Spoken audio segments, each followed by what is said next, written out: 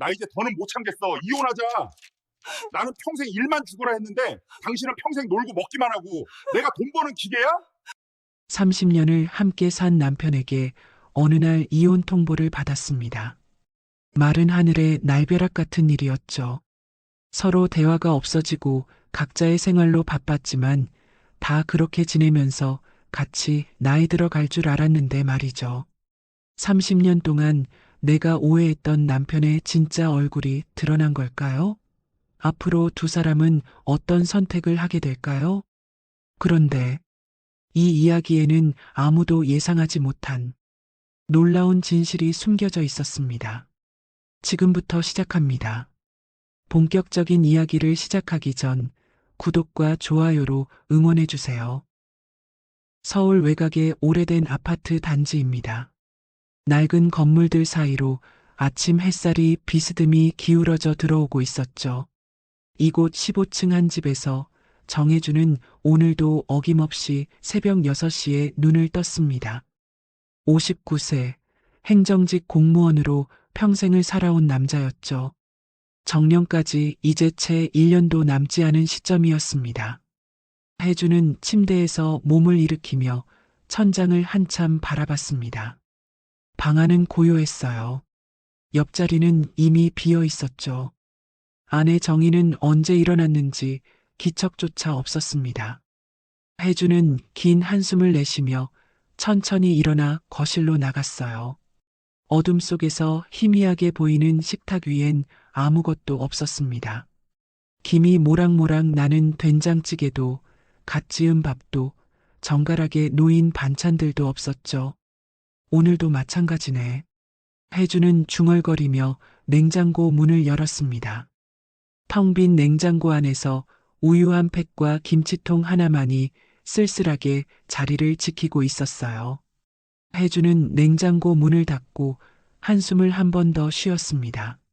결국 오늘도 편의점으로 가야 할 모양이었죠. 옷을 갈아입으며 혜주는 자신의 인생을 되돌아봤습니다. 어린 시절 혜주는 부모를 일찍 잃었어요. 초등학교 3학년 때 교통사고로 부모님이 세상을 떠나셨죠. 상속받은 재산이라곤 아무것도 없었습니다. 작은 전셋집 하나뿐이었고 그마저도 빚을 갚고 나니 손에 남은 게 없었어요. 친척 집을 전전하며 눈치 보며 살았던 그 시절이 혜준의 머릿속에 생생하게 남아 있었습니다. 밥 한 끼 먹을 때마다 고개를 숙여야 했고 새 옷 한 벌 사달라고 말하지 못했죠. 중학교 때부터는 신문 배달을 시작했어요. 새벽 4시에 일어나 자전거에 신문을 가득 싣고 동네를 돌았습니다. 손이 꽁꽁 얼던 겨울날에도 비가 억수같이 쏟아지던 여름날에도 빠짐없이 신문을 배달했어요. 고등학교에 진학했을 때 혜주는 스스로에게 다짐했습니다. 가난은 내 자식에게 절대로 물려줄 수 없어. 내 대에서 끊는다. 그 말을 가슴에 새기고 악착같이 공부했어요. 장학금을 받아가며 대학에 진학했고 온갖 아르바이트를 하며 학비를 벌었습니다. 편의점 야간 알바, 과외, 공사장 막노동까지 안 해본 일이 없었죠. 잠은 하루에 4시간도 채 자지 못했지만 혜주는 이를 악물고 버텼습니다. 대학을 졸업하고 공무원 시험에 합격했을 때 혜주는 드디어 안도의 한숨을 쉴 수 있었어요. 이제는 굶지 않아도 되겠구나. 이제는 남에게 손 벌리지 않아도 되겠구나 싶었죠. 행정직 공무원으로 발령을 받아 구청 민원실에서 일하기 시작했고 성실하게 일했습니다. 민원인들에게 언제나 공손했고 상사들에게도 예의 바르게 행동했어요. 주무관으로 승진하고 나서도 혜준의 성실함은 변하지 않았습니다. 그렇게 몇 년이 흘렀을 때 혜준은 직장 선배의 소개로 정희를 만났습니다. 정희는 작은 회사에서 격리 일을 하는 여자였어요. 차분하고 조용한 성격이었죠. 첫 만남에서 정희는 혜준에게 따뜻한 미소를 지어 보였고 혜준은 그 미소에 마음이 끌렸습니다. 정희는 늘 혜준의 의견을 존중해주고 항상 누구보다 다정했습니다. 이 사람이라면 함께 평범하지만 따뜻한 가정을 꾸릴 수 있겠구나. 혜주는 그렇게 생각했어요. 연애 기간 1년 둘은 결혼식을 올렸습니다. 가족이 없는 혜준을 배려해 성대한 결혼식이 아닌 작은 예식장에서 둘의 친구들만 초대해 소박하게 치렀어요. 신혼집은 작은 투룸 전셋집이었습니다. 좁았지만 둘에게는 충분했어요. 결혼 초 정희는 직장을 계속 다녔습니다. 맞벌이로 돈을 모으자는 게 둘의 계획이었죠. 하지만 아들이 태어나면서 상황이 달라졌어요. 정희는 육아를 위해 직장을 그만뒀고 전업주부가 되었습니다. 혜주는 홀로 가정의 생계를 책임지게 되었죠. 정희가 친정에서 도움을 요청할 수도 있었지만 혜주는 절대 그러지 말자고 했죠. 처가에 손 벌리는 건 혜준의 자존심이 허락치 않았어요. 혜주는 더 열심히 일했습니다. 야근도 마다하지 않았고 주말 근무도 자원해서 나갔어요. 월급은 한 푼도 낭비하지 않고 저축했습니다. 술자리도 최대한 피했고 외식도 거의 하지 않았죠. 옷은 몇 년씩 입었고 신발도 밑창이 닳도록 신었어요. 그렇게 모은 돈으로 조금씩 목돈을 만들었습니다. 돈 관리는 경험이 있는 정희가 맡았죠. 아들이 초등학교에 들어갈 무렵 혜주는 작은 평수지만 아파트를 구입했어요. 전세에서 벗어나 내 집을 마련한 순간이었죠. 혜준과 정희는 그날 밤 혼자 소주 한 잔을 기울이며 눈물을 흘렸습니다. 이제 우리도 집이 생겼구나. 고생 많았어. 아들은 무럭무럭 자랐어요. 혜주는 아들에게만큼은 자신이 겪었던 고생을 시키고 싶지 않았습니다. 학원비, 과외비, 교재비를 아끼지 않았죠. 아들이 원하는 건 최대한 들어주려 애썼어요. 대신 자신은 낡은 옷을 입고 도시락을 싸가며 절약했습니다. 중학교, 고등학교를 거쳐 아들은 대학에 진학했어요. 등록금이 만만치 않았지만 혜주는 대출을 받아서라도 아들을 뒷받침했습니다. 아들은 기대를 저버리지 않았어요. 좋은 성적으로 졸업했고 대기업에 취업했죠. 그리고 얼마 전 미국 지사로 파견 근무를 가게 되었습니다. 아들은 이제 제 갈 길을 가고 있구나. 혜주는 뿌듯했습니다. 자신이 평생 이루지 못한 것들을 아들이 이루고 있었으니까요. 하지만 동시에 공허함도 느꼈어요. 아들이 집을 떠나고 나니 집안이 너무 조용했습니다. 그런데 생각해보니 정희가 조금씩 달라지기 시작한 건 꽤 오래전부터였어요. 정확히 언제부터였을까요? 아마도 한 10년 전쯤부터였을 겁니다. 아들에게 손이 덜 갈 무렵이었죠. 처음엔 아주 사소한 변화였습니다. 정희가 어느 날 문화센터에 다니기 시작했어요. 여보, 나 문화센터에서 요가 배우려고. 혜주는 그러려니 했습니다. 아들도 다 컸고 집안일만 하다 보면 답답할 수도 있겠다 싶었죠. 주부들이 문화센터에서 취미 생활하는 건 흔한 일이었으니까요. 그런데 몇 달이 지나자 요가는 어느새 꽃꽂이로 바뀌었고 그 다음엔 서예로 이어졌습니다. 혜주는 정희가 이것저것 배우는 걸 보며 속으로 생각했어요. 뭐 하나 제대로 끝맺지도 못하고 이것저것 기웃거리네. 하지만 입 밖으로 내진 않았습니다. 정희가 즐거워 보였고 그 정도야 괜찮다고 생각했거든요. 문화센터 수강료도 그리 비싸지 않았으니까요. 그러다 5년 전쯤이었을까요? 정희가 평생교육원에서 경제 강좌를 듣기 시작했습니다. 처음엔 부동산 기초 강의였어요. 여보, 나 평생교육원에서 부동산 공부 좀 해볼까 해. 부동산? 갑자기 웬 부동산? 그냥 알아두면 좋잖아. 요즘 집값도 오르고 그러니까. 혜주는 고개를 끄덕였습니다. 집값에 관심 갖는 건 나쁜 일이 아니었죠.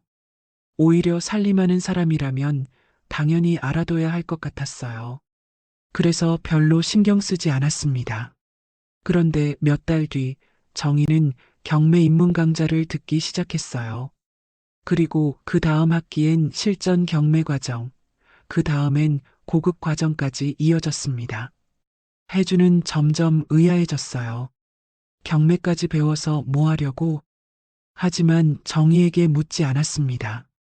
물어봐야 그냥 배우는 거야라는 대답만 돌아올 게 뻔했거든요. 그리고 3년 전쯤부터였을까요? 정희가 노트북을 사겠다고 했습니다. 여보, 나 노트북 하나 사도 돼? 평생 교육원에서 배운 거 정리하려면 필요하거든.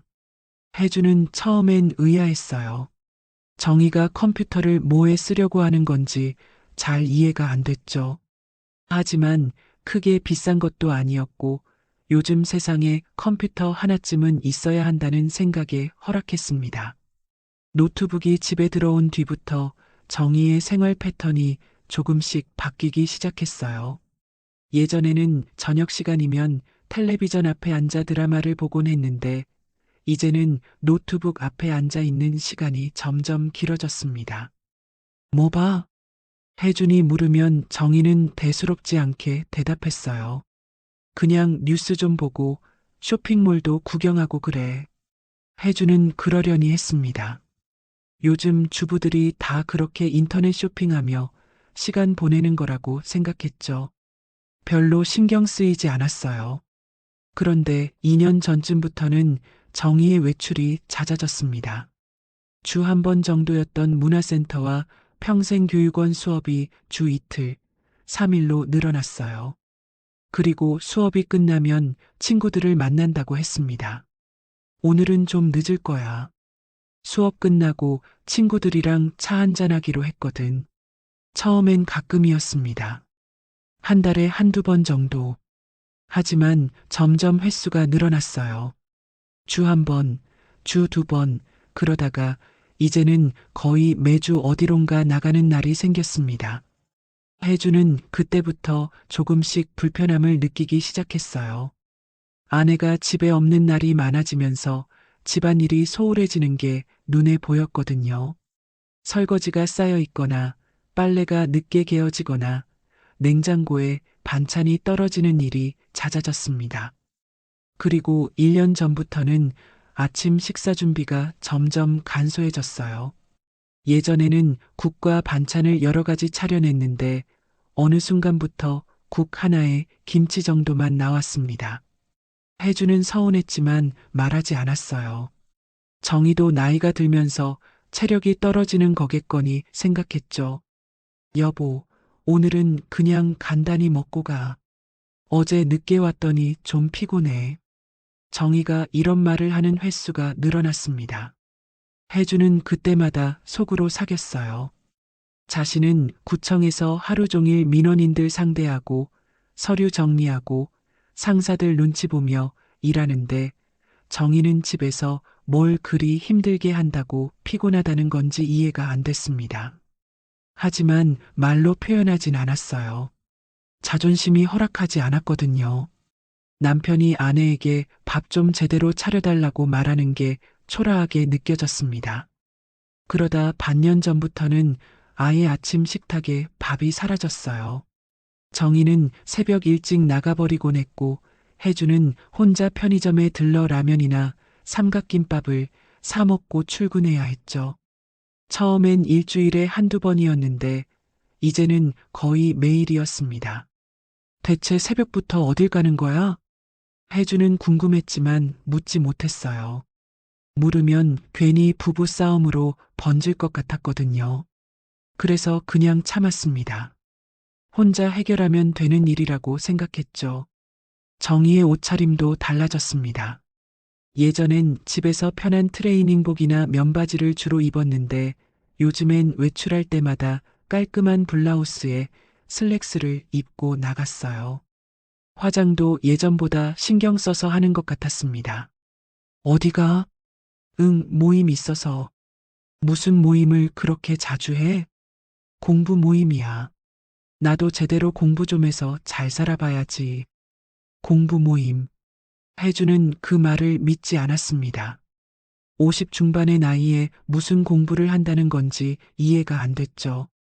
혜준의 눈에는 정희가 그저 친구들과 카페에서 수다 떨고 쇼핑하고 놀러 다니는 것처럼 보였습니다. 그리고 정희가 여행을 다녀오기 시작한 건 작년부터였어요. 친구들과 제주도를 다녀왔고 강원도도 다녀왔습니다. 1박 2일 여행이었죠. 혜주는 처음엔 그러려니 했어요. 주부들끼리 가끔 여행 다니는 건 이상한 일이 아니니까요. 하지만 여행 횟수가 늘어나면서 혜주는 점점 불편해졌습니다. 한 달에 한 번꼴로 어디론가 떠나는 정이. 집에 돌아와서도 피곤하다며 이틀 정도는 제대로 집안일을 하지 못했어요. 여행 다녀오면 좀 쉬어야지. 나도 사람인데. 정희의 말에 혜주는 할 말이 없었습니다. 하지만 속으로는 답답했어요. 자신은 30년 넘게 휴가도 제대로 못 쓰고 일만 했는데 정희는 한 달에 한 번씩 여행을 다니다니 불공평하다는 생각이 들었죠. 그리고 몇 달 전부터는 정희가 밤늦게까지 노트북을 붙들고 있는 날이 많아졌습니다. 새벽 한두 시까지도 불 켜놓고 뭔가를 열심히 하고 있었어요. 혜주는 궁금해서 몇 번 물어봤습니다. 그렇게 늦게까지 뭐해? 그냥 공부 좀 하고 있어. 무슨 공부? 당신은 몰라도 돼. 설명해줘도 몰라. 정희의 말투가 예전보다 단호해졌습니다. 혜주는 더 이상 묻지 않았어요. 물어봐야 제대로 대답해주지 않을 게 뻔했으니까요. 혜준의 마음속에는 서운함과 불만이 점점 쌓여갔습니다. 정희가 조금씩 천천히 변해가는 모습을 지켜보면서 혜준은 혼란스러웠어요. 이게 정말 자신이 알던 아내가 맞나 싶었죠. 예전엔 나한테 뭐든 물어보고 상의하던 사람이었는데 혜준은 외로웠습니다. 아들은 미국에 있고 아내는 점점 멀어져 가는 것 같았죠. 집에 돌아와도 정희는 노트북 앞에 앉아 있거나 어디론가 나가 있었어요. 함께하는 시간이 거의 없었습니다. 어느 날 저녁 혜주는 퇴근해서 집에 돌아왔습니다. 정희는 없었어요. 쓰레기통에는 배달음식 용기가 수북이 쌓여 있었고 싱크대에는 설거지되지 않은 그릇들이 널려 있었습니다. 거실 테이블 위에는 노트북이 열려 있었고 화면에는 복잡한 숫자와 차트들이 가득했어요. 혜주는 잠깐 화면을 들여다봤습니다. 부동산 관련 자료 같았어요. 경매 낙찰가, 시세 비교, 수익률 계산 같은 단어들이 눈에 들어왔죠. 혜주는 고개를 저었습니다. 설마 부동산 투자라도 하려는 건 아니겠지.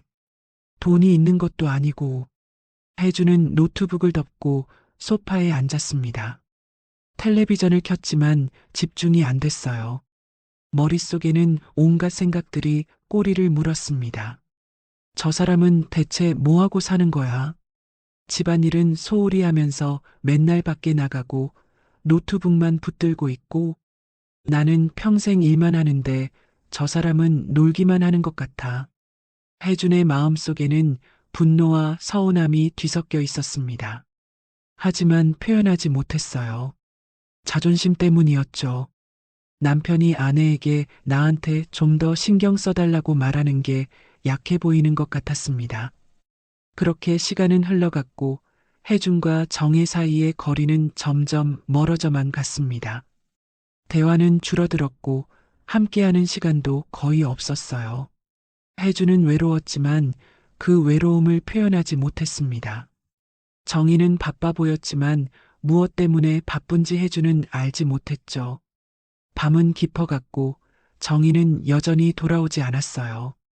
혜준은 눈을 감았지만 잠이 오지 않았습니다. 머릿속에는 온갖 생각들이 뒤엉켜 있었죠. 퇴직하고 나면 어떻게 되는 거지? 하루 종일 집에만 있게 되면 이 사람이랑 어떻게 지내야 하나? 불안이 밀려왔습니다. 미래가 두려웠어요. 지금도 이렇게 불편한데 퇴직 후에는 더 심해질 것 같았죠. 혜준은 답을 찾을 수 없었습니다. 그렇게 혜준의 하루가 또 끝나갔습니다. 혜주는 그날 밤 잠을 설쳤습니다. 새벽 3시가 넘어서야 정희가 집에 들어왔어요. 현관문이 조심스럽게 열리는 소리가 들렸죠. 혜주는 눈을 감은 채 누워 있었습니다. 정희가 침실 문을 살짝 열어 자신을 확인하는 것 같았어요. 그리고는 조용히 문을 닫고 거실로 나가는 발소리가 들렸습니다. 새벽 3시에 들어와서 또 노트북이나 할 거겠지.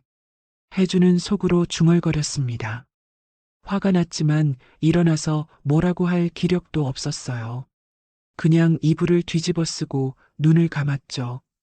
다음 날 아침 혜주는 여느 때처럼 혼자 일어나 출근 준비를 했습니다. 거실로 나가니 소파에서 정희가 옷도 제대로 갈아입지 않은 채 잠들어 있었어요. 노트북은 바닥에 떨어져 있었고 화면은 꺼져 있었습니다. 혜주는 정희를 보며 한숨을 쉬었습니다. 말을 걸까 하다가 그냥 집을 나섰어요. 편의점에 들러 삼각김밥 2개와 우유를 사서 차 안에서 먹었습니다. 맛이 없었죠.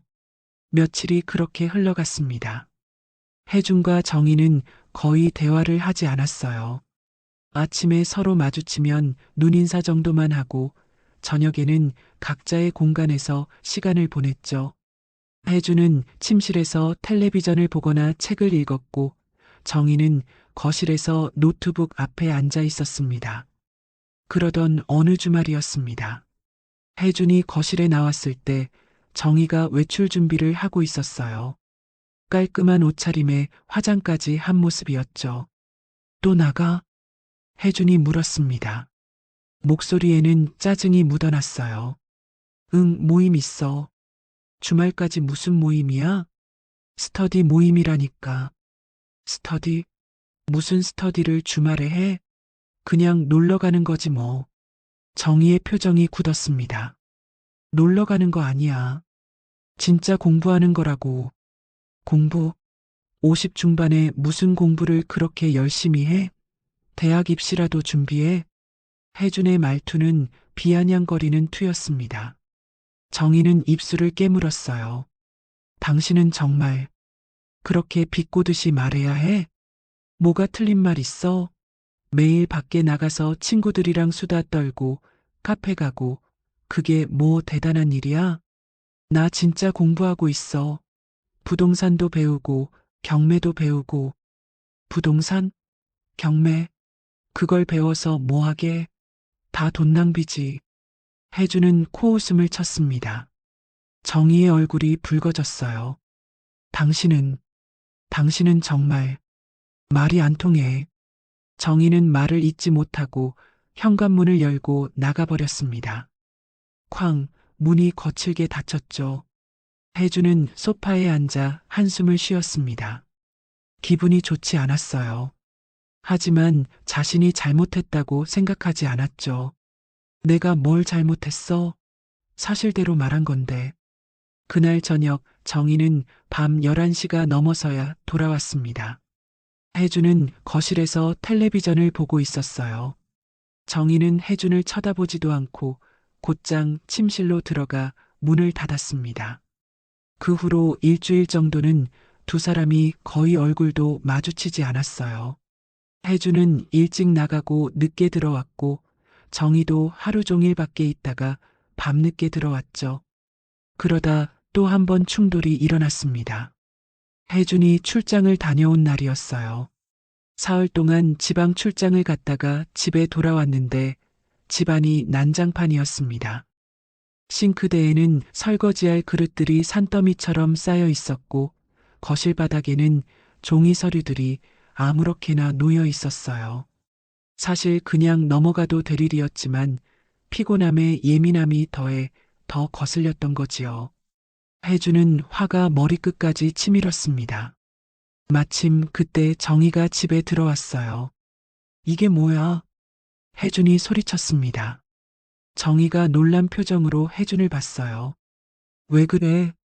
왜 그래? 집 좀 봐. 이게 집이야, 쓰레기장이야? 아, 미안.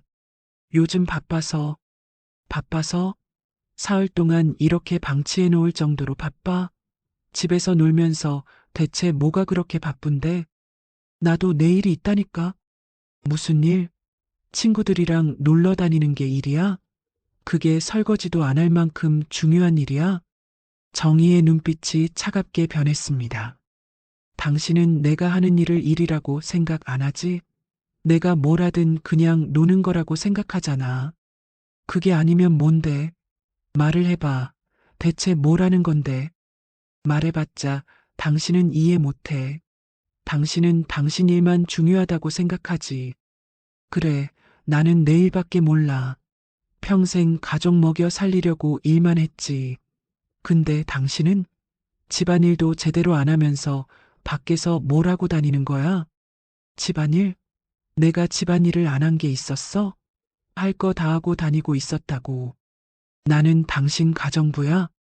가정부 소리는 왜 나와? 부부면 서로 역할이 있는 거 아니야? 나는 돈 벌어오고 당신은 집 지키고. 집 지키는 게 뭔데? 밥하고 빨래하고 청소하고 당신 비위 맞춰주는 게 전부야? 나도 사람이야. 나도 내 인생이 있다고. 두 사람은 한참을 소리를 지르며 싸웠습니다. 결국 정희가 먼저 방으로 들어가 문을 쾅 닫았고 혜주는 거실에 남아 혼자 설거지를 하기 시작했어요. 손을 움직이면서도 화는 가라앉지 않았습니다. 도대체 뭐가 문제야? 내가 뭘 잘못했다고. 그 후로도 비슷한 일들이 반복되었습니다. 혜준이 아침에 밥이 없다고 불평하면 정희는 직접 해 먹으면 되잖아라고 받아쳤고 정희가 늦게 들어오면 해주는 집이 여간이야? 라고 쏘아붙였죠. 작은 일들이 쌓이고 쌓였습니다. 혜준은 정희가 자신을 무시한다고 느꼈고 정희는 혜준이 자신을 이해하지 못한다고 느꼈어요. 둘 사이의 거리는 점점 멀어져만 갔습니다. 그러던 어느 날 밤 혜준은 휴대폰을 보다가 우연히 정희의 소셜 미디어를 보게 되었습니다. 정희가 올린 사진들이 있었어요. 브런치 카페에서 찍은 사진, 친구들과 함께 웃고 있는 사진, 어딘가 여행을 간 사진들, 그리고 댓글들이 달려 있었죠. 언니 정말 부럽다. 남편 없이도 이렇게 잘 사시다니. 자유로워 보여서 좋아요. 저도 언니처럼 살고 싶어요. 혜주는 그 댓글들을 보며 심장이 철렁 내려앉았습니다. 남편 없이도 잘 산다는 말. 그 말이 혜준의 가슴에 비수처럼 꽂혔어요. 나는 이 사람한테 필요 없는 존재인가? 그날 밤 혜준은 결심했습니다. 더 이상은 이렇게 살 수 없다고. 정년을 1년도 채 남기지 않은 시점에서 퇴직 후의 삶을 이렇게 불안하게 맞을 수는 없다고. 다음날 새벽 혜준은 정희를 기다렸습니다. 정희가 또 어디론가 나가려고 준비하고 있었어요. 여보, 우리 이야기 좀 하자. 무슨 이야기? 앉아봐. 혜준의 목소리가 낮고 무겁게 가라앉았습니다. 정희는 무언가 심상치 않음을 느끼고 소파에 앉았어요. 뭔데? 혜준은 깊게 숨을 들이쉬었습니다. 우리 이혼하자. 정희의 눈이 커졌습니다. 하지만 놀란 표정은 오래가지 않았어요. 곧 무표정한 얼굴로 돌아왔죠. 갑자기 무슨 소리야? 갑자기가 아니야. 오래 생각한 거야. 우리 이대로는 안 될 것 같아. 이대로는 안 된다는 게 무슨 뜻이야? 당신도 알잖아. 우리 요즘 어떻게 지내는지. 대화도 없고 함께하는 시간도 없고. 이게 부부야? 나 정년 1년 남았어. 퇴직하고 나면 하루 종일 집에 있게 되는데 지금 이 상태로 어떻게 살아? 정희는 한참을 혜준을 바라봤습니다. 그리고는 천천히 고개를 끄덕였어요. 그래. 뭐? 이혼하자. 나도 지겹거든.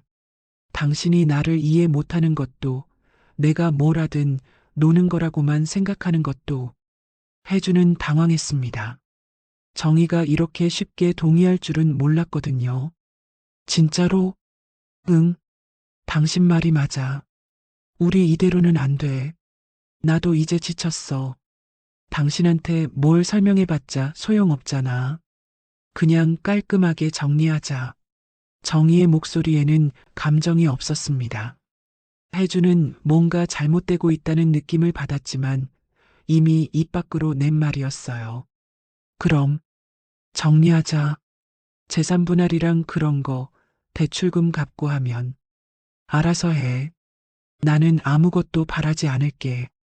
뭐 위자료도 필요 없고 재산 분할도 필요 없어. 그냥 내 몸만 나가도 되지. 다 필요 없다고. 정희는 더 이상 대답하지 않았습니다. 그냥 일어나서 침실로 들어갔어요. 그 후로 일주일 동안 두 사람은 변호사를 통해 이혼 절차를 진행했습니다. 정희는 정말로 아무것도 요구하지 않았어요. 아파트도 살림살이도 위자료도 모두 혜준에게 넘긴다고 했죠. 혜준은 이상했지만 물어보지 않았습니다.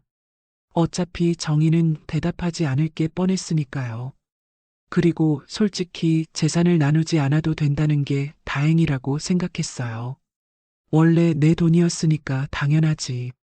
협의 이혼 서류를 작성하고 법원에 제출했습니다. 법원에서 이혼 의사 확인을 받는 날, 두 사람은 나란히 앉아 있었어요. 판사가 물었습니다. 이혼 의사가 확실하신가요? 네. 혜준과 정희는 동시에 대답했습니다. 재산 분할과 위자료에 대해 합의하셨습니까? 네, 합의했습니다. 그럼 한 달 후에 이혼이 정식으로 성립됩니다. 법원을 나서면서 정희가 혜준을 돌아봤습니다. 그럼 잘 살아. 응, 당신도. 그게 두 사람의 마지막 대화였습니다. 며칠 후 정희는 집을 나갔습니다. 큰 짐도 없이 캐리어 하나만 끌고 나갔어요. 혜주는 현관에서 정희를 배웅했습니다. 어디 가서 지낼 거야? 양평에. 거기서 살 거야. 양평에? 응. 당신은 몰라도 돼. 정희는 더 이상 말하지 않고 현관문을 열었습니다. 문 앞에서 잠시 멈춰서더니 혜준을 돌아봤어요. 여보. 나 평생 당신 밑바닥에서 살았어. 당신은 몰랐겠지만 그 말을 남기고 정희는 문을 열고 나갔습니다. 쿵, 문이 닫히는 소리가 유난히 크게 들렸어요. 혜주는 텅 빈 집에 홀로 남겨졌습니다. 갑자기 집이 너무 넓고 조용하게 느껴졌어요. 하지만 혜주는 이게 옳은 결정이라고 스스로를 다독였습니다. 이제 편해질 거야. 눈치 볼 일도 없고 혼자 편하게 살면 되지. 하지만 막상 혼자가 되니 모든 게 불편했습니다.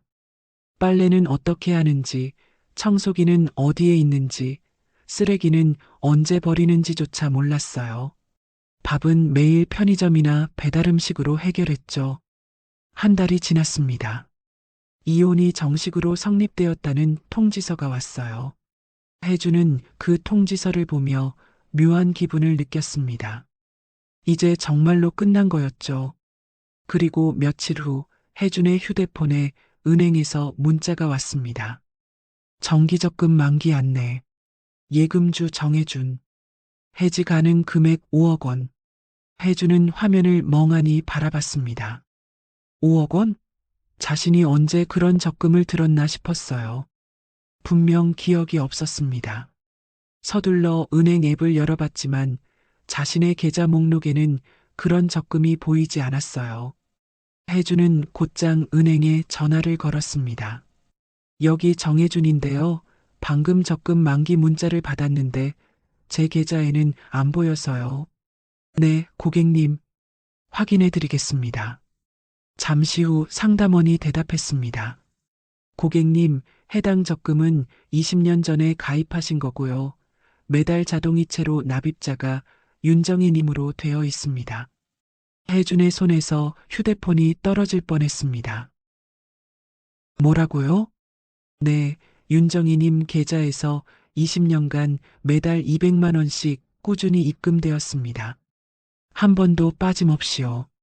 전화를 끄는 혜주는 그 자리에 주저앉았습니다. 정희가 20년 동안 매달 200만 원씩 자신의 이름으로 적금을 넣어주고 있었다는 사실. 그것도 자신은 전혀 모르게. 이게 무슨. 혜준의 머릿속이 복잡해졌습니다. 정희가 어디서 그 돈을 구했을까? 전업주부인데 어떻게 매달 200만 원씩이나 저축할 수 있었을까? 갑자기 불안이 밀려왔어요. 자신이 뭔가 중요한 걸 놓치고 있는 게 아닐까 하는 생각이 들었죠. 혜주는 서둘러 정희의 방으로 갔습니다. 정희가 두고 간 물건이 있을지도 모른다는 생각이 들었거든요. 옷장을 열어보고 서랍을 열어봤어요. 그리고 서랍 깊은 곳에서 두꺼운 파란색 서류철을 발견했습니다. 표지에는 작은 글씨로 상속 및 부동산 관련 서류라고 적혀 있었어요. 혜준의 손이 떨렸습니다. 서류철을 꺼내 거실로 나와 소파에 앉았죠. 천천히 첫 장을 펼쳤습니다. 장인과 장모의 사망 신고서가 있었어요.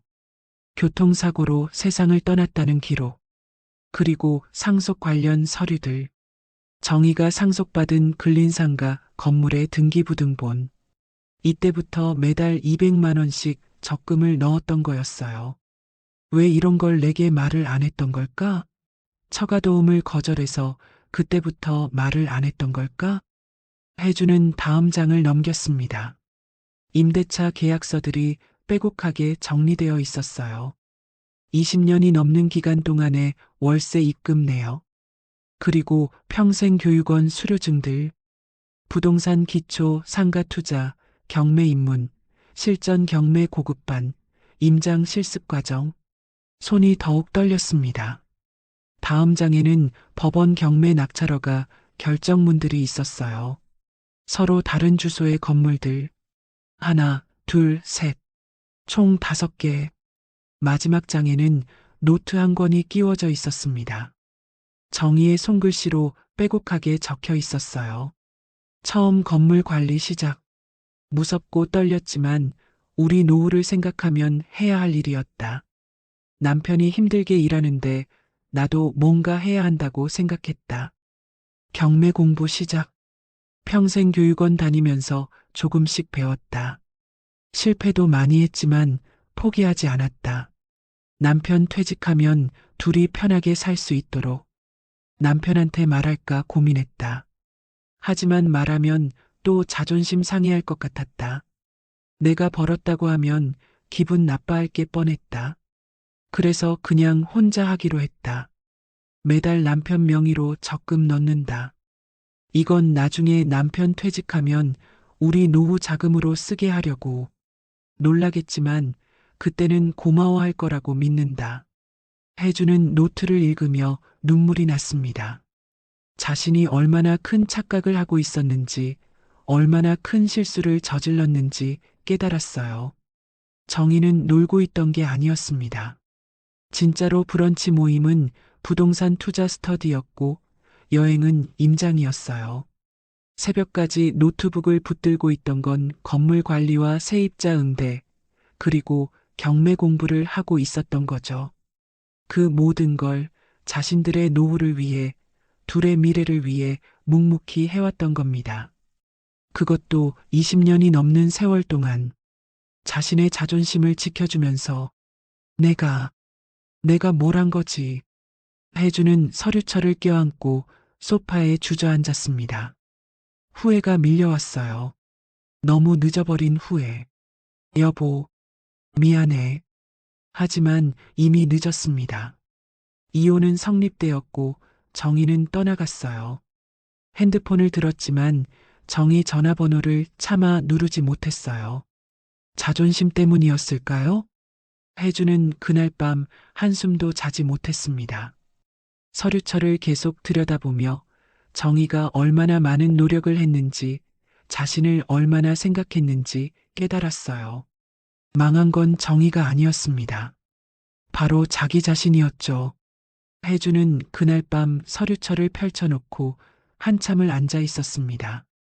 정희의 노트를 읽고 또 읽었어요. 글씨 하나하나가 가슴에 비수처럼 꽂혔죠. 새벽이 되어서야 겨우 잠이 들었는데 악몽을 꾸었습니다. 정희가 멀어져가는 꿈이었어요. 아침에 눈을 떴을 때 혜주는 몸이 천근만근 무거웠습니다. 출근 준비를 하려고 일어났지만 기력이 없었어요. 거울을 보니 눈 밑에 시커먼 다크서클이 생겨 있었죠. 출근이라도 해야지.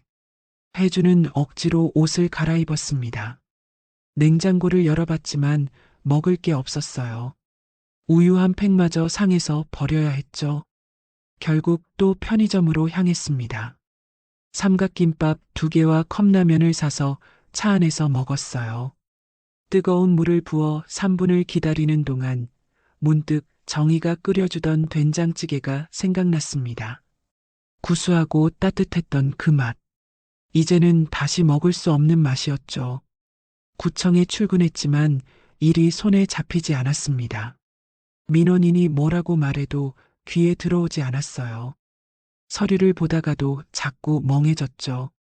주무관님 괜찮으세요? 얼굴이 안 좋으신데. 후배가 걱정스러운 얼굴로 물었습니다. 혜주는 억지로 웃으며 고개를 끄덕였어요. 응, 괜찮아. 좀 피곤해서 그래. 하지만 괜찮지 않았습니다.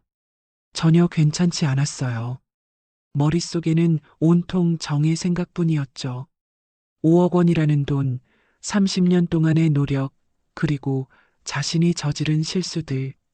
정의는 단 하루도 허투루 산 적이 없을 거였는데 내가 정말 바보였구나. 점심시간이 되었지만 식욕이 없었습니다. 구내식당에 가서 밥을 받아놓고도 손이 가지 않았어요.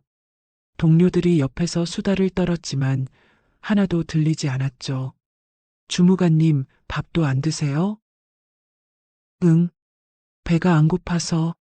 무슨 일 있으세요? 요즘 계속 안 좋아 보이시는데. 혜주는 고개를 저었습니다. 말할 수 없었어요. 자신이 이혼했다는 것도, 그게 얼마나 큰 실수였는지 깨달았다는 것도, 퇴근 후 집에 돌아오는 길이 유난히 무겁게 느껴졌습니다. 예전에는 집이 답답하고 불편했는데, 이제는 집에 가는 것 자체가 두려워졌어요. 텅 빈 집, 아무도 없는 공간, 그 적막함이 무서웠죠. 현관문을 열고 들어섰습니다. 어두컴컴한 집안. 불을 켜니 어제 그대로의 모습이 보였어요. 거실 테이블 위에는 먹다 남은 배달음식 용기가 그대로 있었고 소파에는 벗어놓은 양말이 굴러다녔죠. 정리부터 해야겠지. 혜주는 쓰레기통을 들고 배달음식 용기들을 버리기 시작했습니다. 하나, 둘, 셋. 용기들이 쌓여 있었어요. 사흘치, 아니 일주일치도 넘는 것 같았죠. 쓰레기 봉투가 금방 가득 찼습니다. 이걸 어디다 버리지? 혜주는 멈춰 섰습니다. 쓰레기를 버리는 날이 언제인지 몰랐어요. 정희가 늘 알아서 했던 일이었죠. 아파트 게시판을 확인하러 갔습니다. 일반 쓰레기는 매일, 재활용은 화요일과 금요일. 오늘은 목요일이었어요. 내일 버려야겠네. 쓰레기 봉투를 현관 옆에 두고 다시 거실로 돌아왔습니다.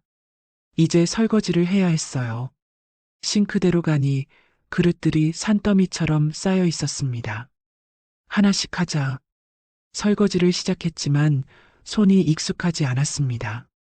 물온도 조절이 안 돼서 뜨거운 물에 손을 대기도 하고 미끄러운 그릇을 떨어뜨릴 뻔하기도 했어요. 세제를 너무 많이 짜서 거품이 싱크대 밖으로 넘쳐 흘렀죠. 1시간이 넘게 걸려서 겨우 설거지를 끝냈습니다. 손이 불어서 쭈글쭈글해졌어요. 허리도 아팠죠. 서서 1시간 넘게 설거지만 한 게 이렇게 힘든 일인 줄 몰랐습니다. 정희는 이걸 매일 했던 거야? 혜주는 그제야 깨달았습니다. 간단한 설거지 하나가 얼마나 손이 많이 가는 일인지. 이제 빨래를 해야 했습니다.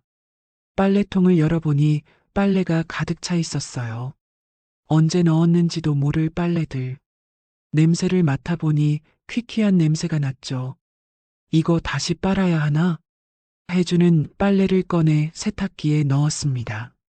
하지만 세탁기 버튼이 너무 많았어요. 표준, 강력, 울, 이불, 헹굼, 탈수. 무슨 차이인지 알 수가 없었죠. 핸드폰을 꺼내 인터넷을 검색했습니다. 세탁기 사용법을 쳐서 하나하나 따라했어요. 세제는 얼마나 넣어야 하는지, 섬유유연제는 어디에 넣는지, 버튼은 어떤 걸 눌러야 하는지. 이렇게 복잡한 거였어? 30분이 넘게 걸려서 겨우 세탁기를 돌렸습니다. 세탁기가 돌아가는 소리를 들으며 혜주는 소파에 주저앉았어요. 벌써 녹초가 됐죠. 청소는 할 엄두도 못 냈죠. 시계를 보니 밤 9시였습니다. 설거지와 빨래를 하는 데만 3시간이 넘게 걸렸어요. 저녁도 아직 못 먹었죠. 뭐 먹지? 냉장고를 열어봤지만 먹을 게 없었습니다. 결국 또 배달 앱을 켰어요. 중국집 짜장면을 시켰죠. 30분 후 배달이 왔고 혜주는 혼자 짜장면을 먹었습니다. 텔레비전을 켜놓고 먹었지만 맛이 없었어요. 아니, 맛을 느낄 여유가 없었죠. 그냥 배를 채우기 위해 기계적으로 입에 넣을 뿐이었습니다. 식사를 마치고 다시 설거지를 해야 했습니다. 짜장 그릇 하나, 단무지 접시 하나. 설거지할 게 별로 없었지만 귀찮았어요. 내일 하자고 생각했죠. 세탁기가 끝났다는 소리가 났습니다. 빨래를 꺼내야 했어요. 세탁기를 열고 빨래를 꺼냈는데 이제 이걸 어떻게 해야 할지 몰랐습니다. 건조기에 넣어야 하나? 건조기를 열어봤습니다. 역시 버튼이 복잡했어요. 온도 설정, 시간 설정, 옷감별 설정. 머리가 지끈거렸죠. 또 인터넷을 검색해서 하나하나 따라했습니다. 건조기를 돌리고 나니 밤 11시가 넘었어요. 혜주는 기진맥진해서 소파에 누웠습니다. 오늘 하루에 이것밖에 못했네. 설거지, 빨래, 그게 전부였어요. 청소는 하지도 못했죠. 거실 바닥에는 먼지가 쌓여 있었고 화장실은 물때가 끼어 있었습니다. 하지만 더 이상 할 기력이 없었어요. 내일 하지 뭐. 혜주는 그렇게 말하며 눈을 감았습니다. 하지만 내일도 모레도 청소는 되지 않을 거였죠. 며칠이 그렇게 흘러갔습니다. 혜준의 일상은 점점 엉망이 되어 갔어요. 출근 전에 식사를 제대로 못하고 옷은 제대로 다림질되지 않아 구겨진 채로 입고 다녔죠. 어느 날은 셔츠에 다리미를 대다가 구멍을 내버렸습니다. 온도를 너무 높게 설정했던 거예요. 혜주는 그 셔츠를 버리고 다른 걸 입었죠. 하지만 깨끗한 셔츠가 얼마 남지 않았습니다. 세탁소에 맡겨야 하나. 출근길에 세탁소에 들렀습니다. 셔츠 5벌을 맡겼어요. 사흘 후에 찾으러 오라고 했죠. 혜주는 그제야 알았습니다. 정희가 왜 집에서 다림질을 했는지. 세탁소 맡기면 돈이 꽤 드네. 구청에서 일하는 것도 점점 힘들어졌습니다. 제대로 먹지 못해서 체력이 떨어졌고 잠도 제대로 못 자서 피로가 누적됐어요. 얼굴색이 나빠지고 눈 밑에 다크서클이 짙어졌죠. 주무관님, 병원 한번 가보시는 게 어때요? 얼굴이 너무 안 좋으신데. 동료들이 걱정하기 시작했습니다. 혜주는 괜찮다고 말했지만 사실 괜찮지 않았어요. 2주일쯤 지났을 때였습니다. 혜주는 아침에 일어나서 옷장을 열었는데 입을 만한 옷이 없었어요. 깨끗한 셔츠도 바지도 하나도 없었죠. 세탁소에 맡긴 건 아직 안 됐고 어제 입었던 셔츠를 다시 꺼내 냄새를 맡아봤습니다. 땀 냄새가 났어요. 하지만 어쩔 도리가 없었죠. 그걸 입고 출근했습니다. 구청에 도착하니 동료 하나가 코를 킁킁거리더니 얼굴을 찌푸렸어요. 혜주는 얼굴이 화끈거렸죠. 자신에게서 냄새가 나는 게 느껴졌습니다. 화장실 좀. 혜주는 서둘러 화장실로 갔습니다. 거울을 보니 형편없는 모습이었어요. 셔츠 깃은 때가 타서 누렇게 변해 있었습니다. 잠을 잤는데도 얼굴엔 피로감이 가득하고 누가 봐도 호라비처럼 보였어요. 내가 어쩌다 이렇게까지 됐나? 혜주는 물로 얼굴을 씻었습니다. 하지만 피곤한 얼굴은 나아지지 않았어요. 거울 속 자신의 모습이 낯설게 느껴졌죠. 한편 정희는 양평의 전원주택에서 조금씩 새로운 삶에 적응하고 있었습니다. 이사 온 지 한 달 반이 지났죠. 아침에 눈을 뜨면 고요했습니다. 새들의 지저귐 소리만 들렸어요. 정희는 천천히 침대에서 일어나 창문을 열었죠. 아침 공기가 신선했습니다. 처음 며칠은 편했어요. 아무 눈치도 볼 필요 없고 아무에게도 신경 쓸 필요 없었죠. 원하는 시간에 일어나고 원하는 걸 먹고 원하는 일을 할 수 있었습니다. 하지만 일주일이 지나니 외로움이 밀려왔습니다. 혼자 아침을 먹는 게 이렇게 쓸쓸한 일인지 몰랐어요. 밥상에 국 하나, 반찬 2개만 차려놓고 먹으려니 허전했죠. 남편은 밥은 챙겨 먹고 있으려나. 정희는 자기도 모르게 혜준을 걱정했습니다. 혜준이 편의점 음식만 먹고 다니는 모습이 눈에 선했어요. 제대로 된 식사를 못하고 있을 게 뻔했죠. 정희는 고개를 저었습니다. 내가 왜 걱정을 해? 이제 남이잖아. 하지만 마음이 편하지 않았어요. 30년 가까이 함께 산 사람인데 하루아침에 그 마음을 지울 수는 없었죠. 오전에는 마당을 가꿨습니다. 꽃을 심고 텃밭을 만들고 작은 채소들을 키우기 시작했어요. 상추, 고추, 토마토. 손으로 흙을 만지니 마음이 조금 편해졌죠. 점심을 먹고 나면 건물 관리 일을 했습니다. 노트북을 켜고 세입자들의 문의 사항을 확인했어요. 월세 입금 내역도 체크하고 건물 수리가 필요한 곳은 없는지 점검했죠. 이번 달 월세는 다 들어왔네. 정희는 통장 잔고를 확인하며 안도의 한숨을 쉬었습니다. 적어도 경제적으로는 걱정이 없었어요. 건물 5채에서 나오는 월세만으로도 충분히 살 수 있었죠. 하지만 돈이 다가 아니었습니다. 저녁이 되면 더 외로웠어요. 혜준이 퇴근해서 돌아오던 시간이 되면 습관적으로 현관 쪽을 쳐다봤습니다.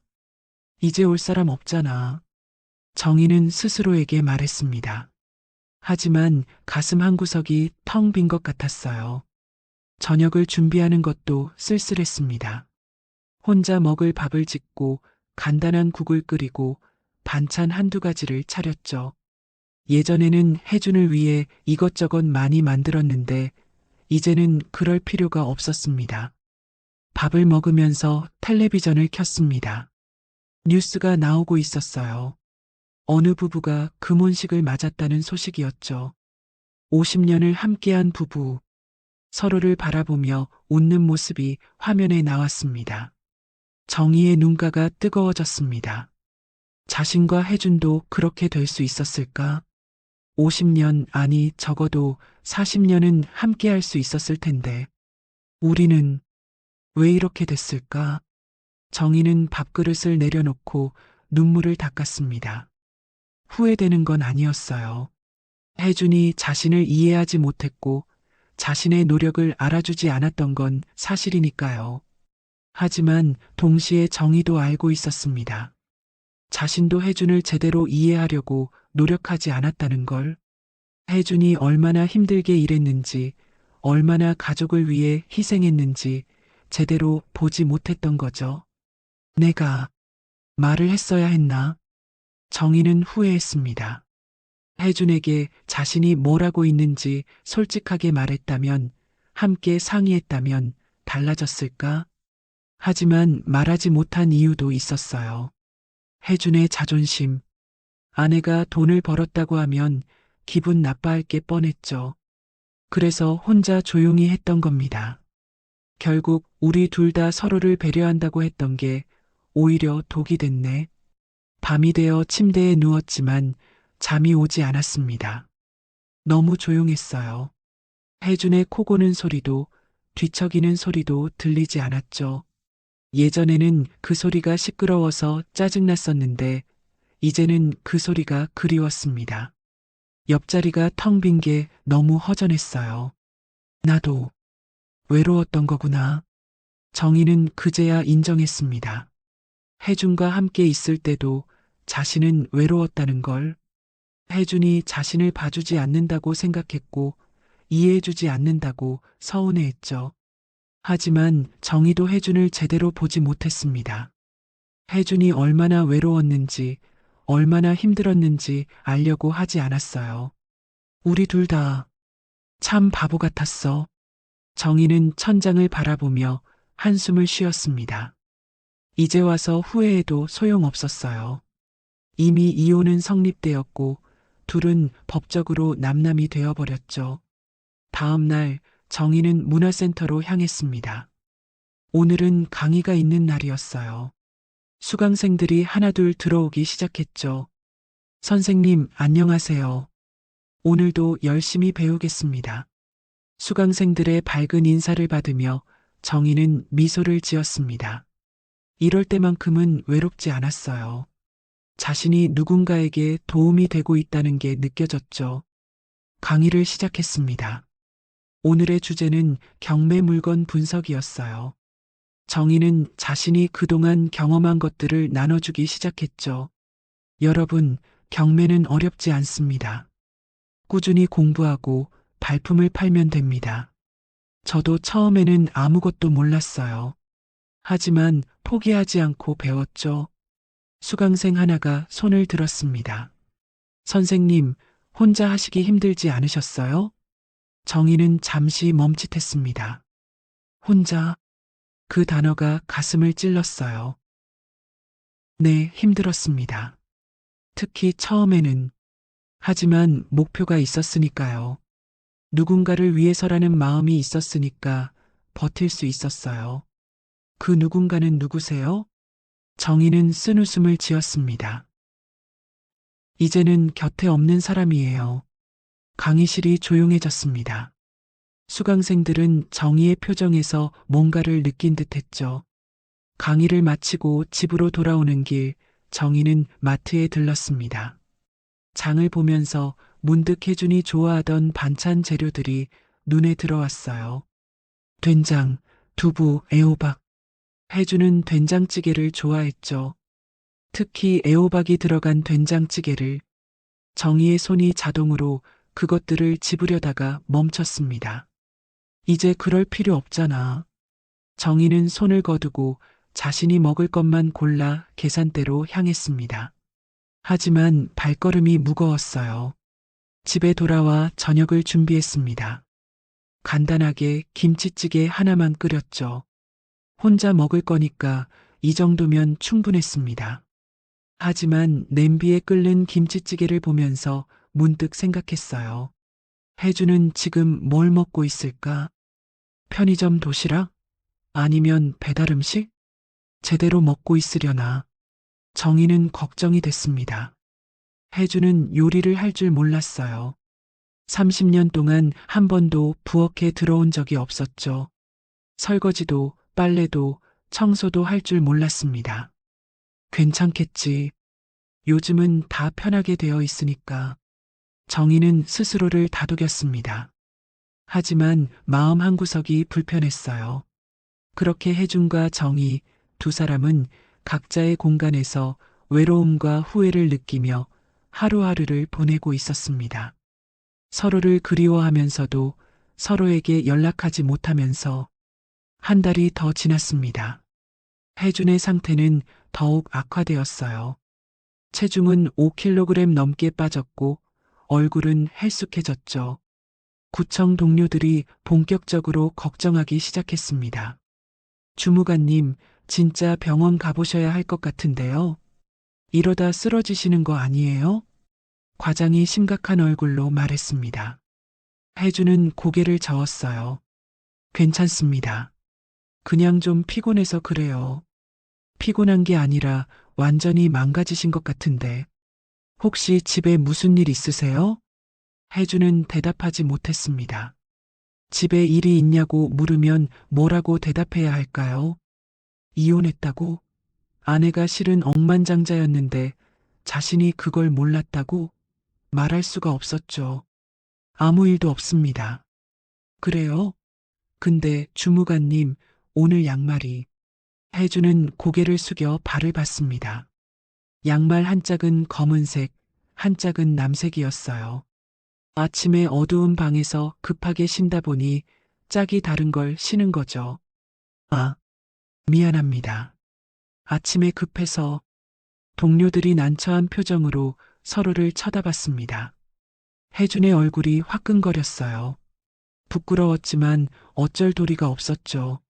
점심시간 혜준은 혼자 밖으로 나왔습니다.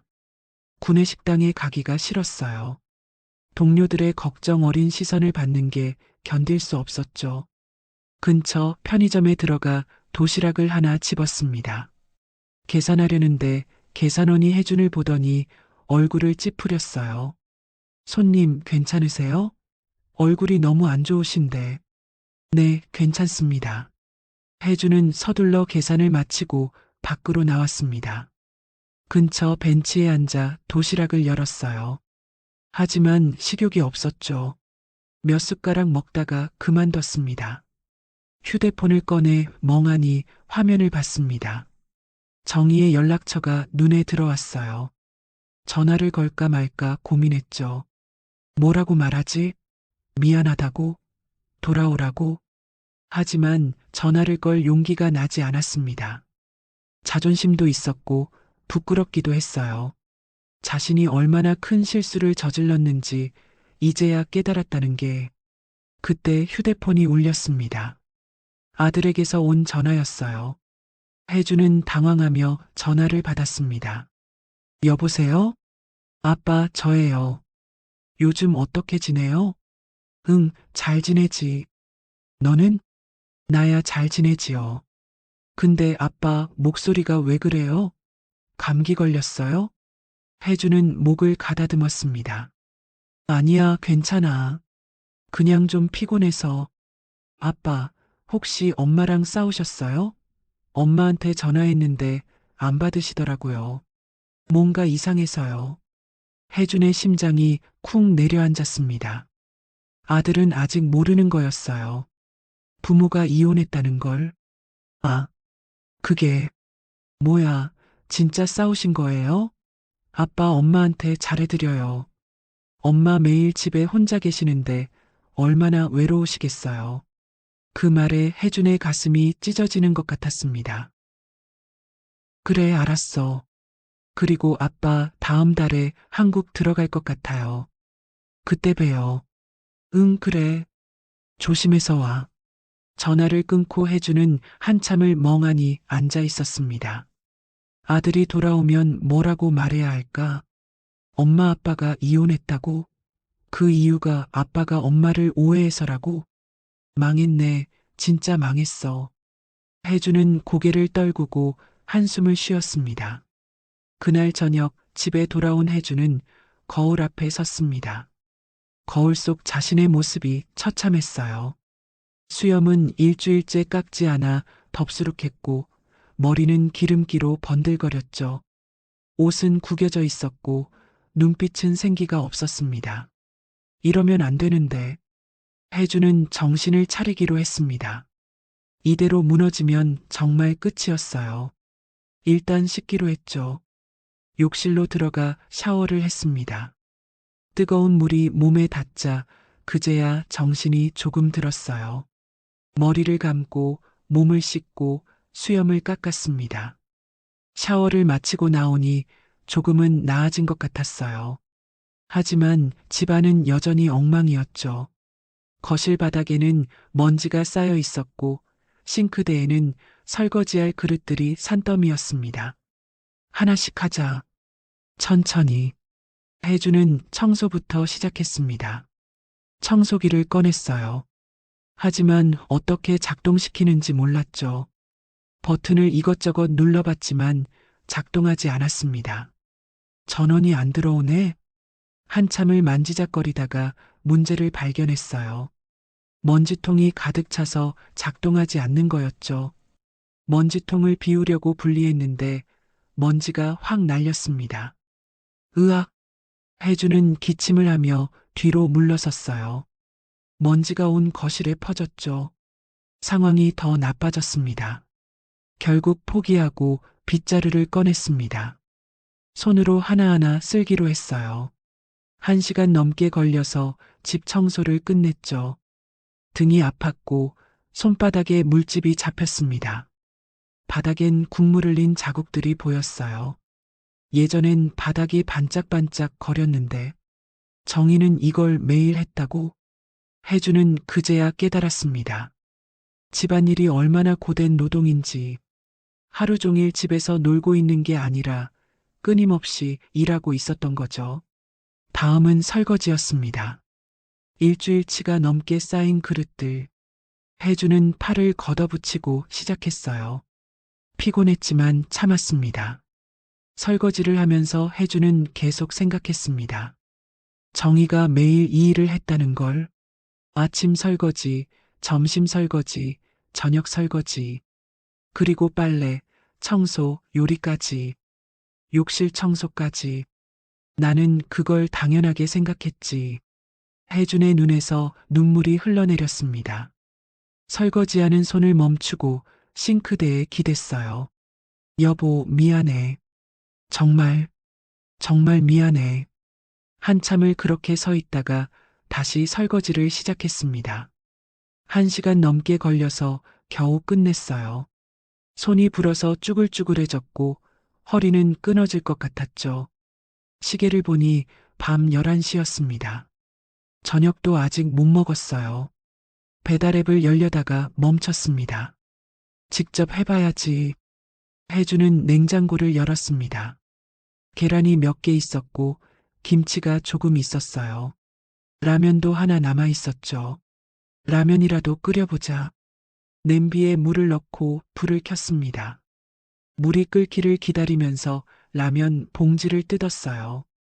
스프를 넣고 면을 넣었죠. 그런데 면을 넣자마자 물이 넘쳐 흘렀습니다. 아, 혜주는 서둘러 불을 줄였습니다. 하지만 이미 늦었어요. 물이 가스레인지 위로 넘쳐서 지저분해졌죠.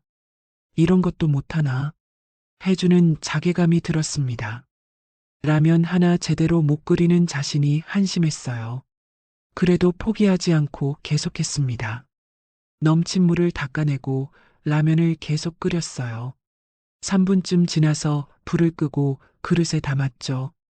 혼자 식탁에 앉아 라면을 먹었습니다. 맛이 없었어요. 아니, 자신이 끓인 라면이라 그런지 더 맛이 없었죠. 정희가 끓여준 라면은 왜 그렇게 맛있었을까? 혜주는 젓가락을 내려놓았습니다. 식욕이 사라졌어요. 한편 정희는 양평집에서 노트북을 보고 있었습니다. 건물 관리 업무를 정리하고 있었어요. 그런데 메일 하나가 도착했죠. 아들에게서 온 메일이었습니다. 정희는 메일을 열었어요. 엄마, 나 다음 달에 한국 들어가요. 오랜만에 보고 싶어요. 그런데 엄마 아빠한테 전화했는데 목소리가 이상하더라고요. 혹시 싸우신 거 아니죠? 정희는 화면을 멍하니 바라봤습니다. 아들에게 뭐라고 말해야 할까? 엄마 아빠가 이혼했다고? 이제 따로 산다고? 어떻게 말하지? 정희는 답장을 쓰려다가 멈췄습니다. 아직은 때가 아닌 것 같았어요.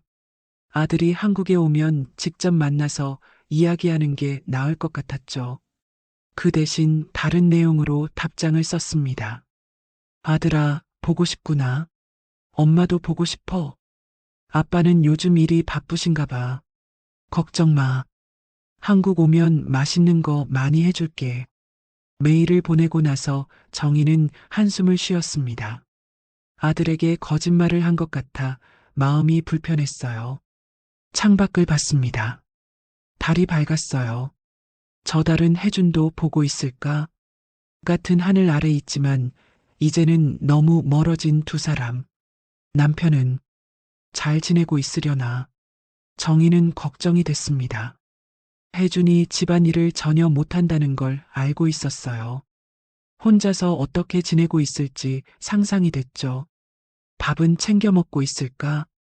빨래는 하고 있을까? 청소는 생각할수록 걱정이 커졌습니다. 하지만 연락할 수 없었어요. 이혼한 사이인데 무슨 얼굴로 연락을 하겠어요. 내가 왜 걱정을 해? 자기가 선택한 거잖아. 정희는 스스로에게 말했습니다. 하지만 마음이 편하지 않았어요. 다음 날 정희는 문화센터에서 강의를 했습니다. 강의를 마치고 나오는데 수강생 한 명이 다가왔어요. 선생님, 오늘 강의 정말 좋았어요. 그런데 선생님, 괜찮으세요? 오늘 표정이 좀 안 좋으신 것 같아서요. 아, 네. 괜찮아요. 그냥 좀 피곤해서요. 혹시 선생님도 가족 문제 있으세요?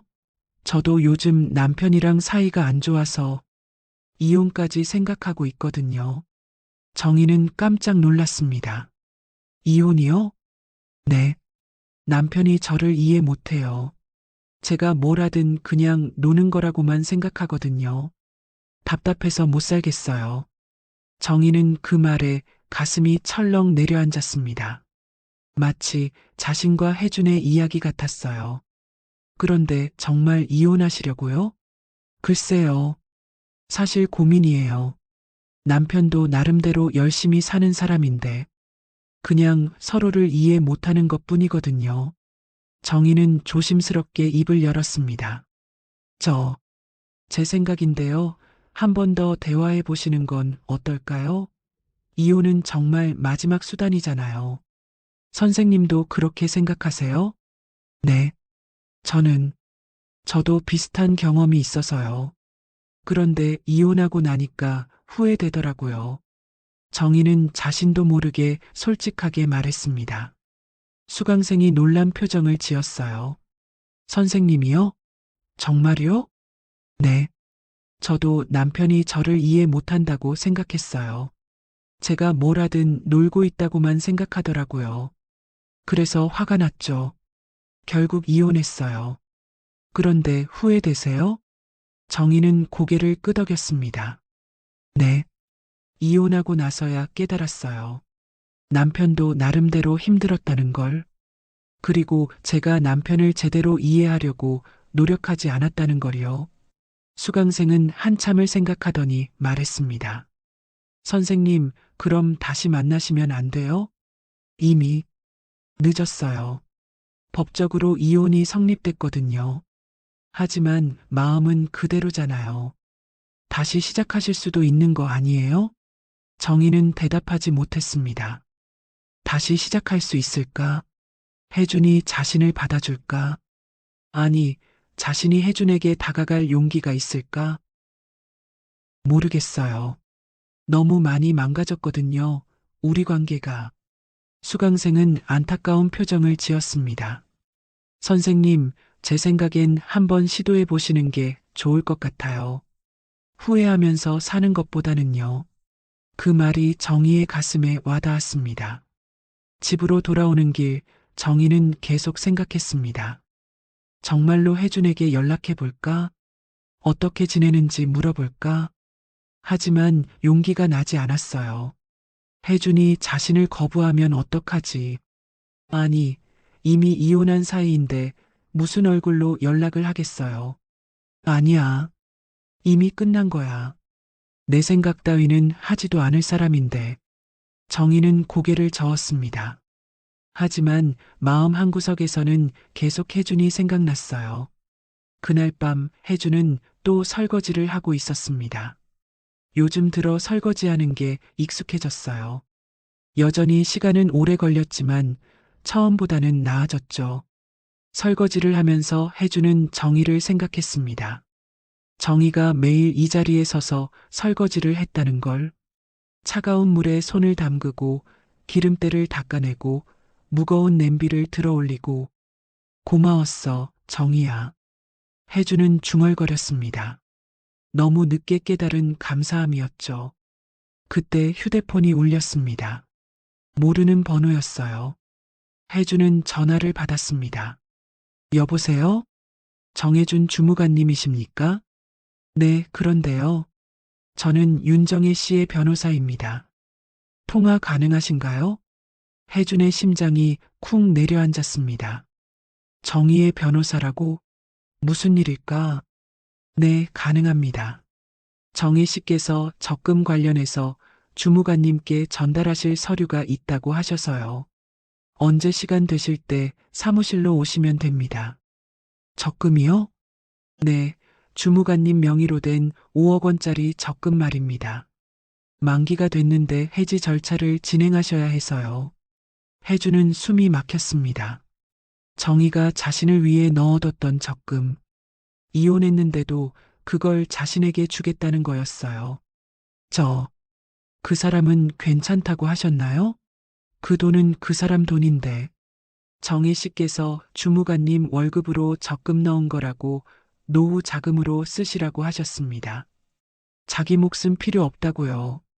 혜주는 눈물이 났습니다. 이혼하고도 자신을 미워할 만도 한데 정희는 여전히 자신을 생각하고 있었던 거예요. 아파트 대출금을 갚고서도 노후 자금으로 쓸 만큼 금액이 남는 거였거든요. 변호사님, 네, 말씀하세요.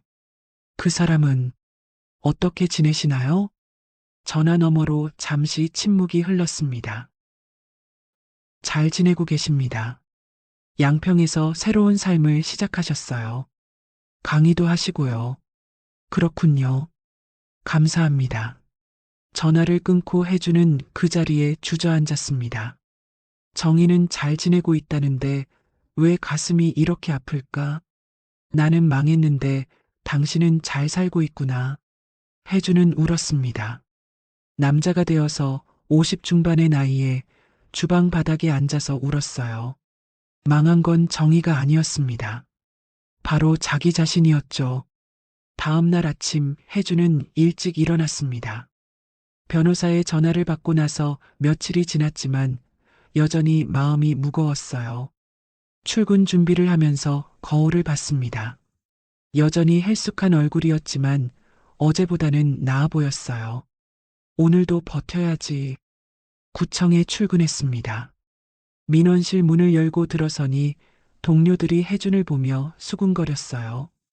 혜준의 모습이 얼마나 망가졌는지 다들 알고 있었죠. 주무관님, 진짜 병원 가보셔야 할 것 같은데요. 후배가 걱정스러운 얼굴로 말했습니다. 혜준은 고개를 저었어요. 괜찮아. 조금만 참으면 돼. 조금이 아니라 완전히. 됐어. 일이나 하자. 혜준은 자리에 앉아 서류를 펼쳤습니다. 하지만 글자가 눈에 들어오지 않았어요. 머릿속에는 온통 집안일 생각뿐이었죠. 오늘 저녁엔 뭘 먹지? 냉장고에 뭐가 남아 있었나? 빨래도 해야 하는데. 점심시간이 되었습니다. 혜주는 혼자 구내식당으로 갔어요. 밥을 받아놓고 먹으려는데 식욕이 없었습니다. 며칠째 제대로 먹지 못하고 있었죠. 주무관님, 밥 좀 드세요. 이러시면 안 돼요. 옆자리 동료가 걱정스럽게 말했습니다. 혜주는 억지로 몇 숟가락 떠먹었어요. 하지만 맛이 없었죠. 아니, 맛을 느낄 여유가 없었습니다. 퇴근 후 집에 돌아오는 길은 여전히 무거웠습니다. 현관문을 열고 들어서니 텅 빈 집이 혜준을 맞이했어요. 불을 켜니 어제 그대로의 모습이었죠. 청소부터 해야겠네. 혜준은 빗자루를 들고 거실 청소를 시작했습니다. 예전보다는 익숙해졌지만 여전히 시간이 오래 걸렸어요. 1시간 넘게 걸려서 겨우 거실과 침실 청소를 끝냈죠. 이제 빨래를 해야 했습니다. 빨래통을 열어보니 또 가득 차 있었어요. 세탁기에 빨래를 넣고 버튼을 눌렀습니다. 이제는 조금 익숙해져서 한 번에 작동시킬 수 있었죠. 세탁기가 돌아가는 동안 설거지를 했습니다. 사흘치가 쌓인 그릇들. 혜주는 한숨을 쉬며 설거지를 시작했어요. 물이 차가웠지만 참았습니다. 정희는 매일 이걸 했지. 설거지를 하면서 해주는 정희를 생각했습니다. 30년 동안 매일 이 자리에 서서 설거지를 했다는 걸, 한 번도 불평하지 않고 묵묵히 해냈다는 걸. 미안해, 정희야. 1시간이 넘게 걸려서 설거지를 끝냈습니다. 손이 불고 허리가 아팠어요. 시계를 보니 밤 9시였죠. 저녁도 아직 못 먹었습니다. 냉장고를 열어봤습니다. 계란 몇 개와 김치만 남아 있었어요. 장을 봐야 하는데 귀찮았죠. 결국 배달 앱을 켰습니다. 치킨을 시켰어요. 30분 후 배달이 왔고 해주는 혼자 치킨을 먹었습니다. 텔레비전을 켜놓고 먹었지만 맛이 없었어요. 혼자 먹으니까 이렇게 맛없나? 반도 못 먹고 뚜껑을 닫았습니다. 쓰레기통에 넣으려다가 냉장고에 넣었어요. 내일 먹어야 했죠. 세탁기가 끝났다는 소리가 났습니다. 빨래를 꺼내 건조기에 넣었어요. 이제는 익숙한 작업이었지만 여전히 귀찮았죠. 모든 걸 끝내고 시계를 보니 밤 11시였습니다. 출근해서 일하고 집에 와서 집안일하고 표시도 안 나는 일을 계속하고 하루가 이렇게 끝나는 거였어요. 정희는 이렇게 살았구나. 해주는 소파에 주저앉았습니다. 너무 피곤했어요. 몸도 마음도 지쳐 있었죠. 그렇게 며칠, 몇 주가 흘러갔습니다. 해준의 일상은 반복되었어요. 출근, 일, 퇴근, 집안일, 잠. 그리고 다시 출근. 체중은 계속 빠졌습니다. 이제 8kg이 넘게 빠졌어요. 옷이 헐렁해졌고 벨트 구멍을 2칸이나 더 조여야 했죠. 동료들은 계속 걱정했지만 해주는 괜찮다고만 했습니다. 사실 괜찮지 않았지만 어쩔 도리가 없었어요. 1달 반이 더 지났습니다. 드디어 해준의 정년 퇴직일이 다가왔어요. 퇴직하기 일주일 전 구청에서 작은 송별회가 열렸습니다. 동료들이 모여서 해준을 위해 자리를 마련한 거죠. 주무관님, 35년 동안 고생 많으셨습니다. 과장이 건배를 제의했습니다. 해준은 억지로 웃으며 잔을 들었어요. 고맙습니다. 여러분 덕분에 여기까지 왔네요.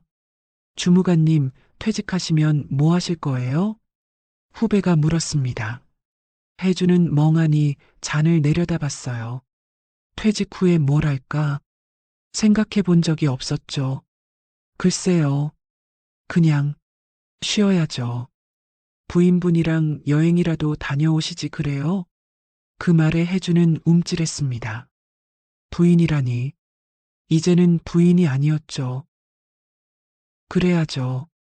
해주는 얼버무렸습니다. 동료들에게 이혼 사실을 말하지 않았어요. 말할 수가 없었죠. 송별회는 밤늦게까지 이어졌습니다.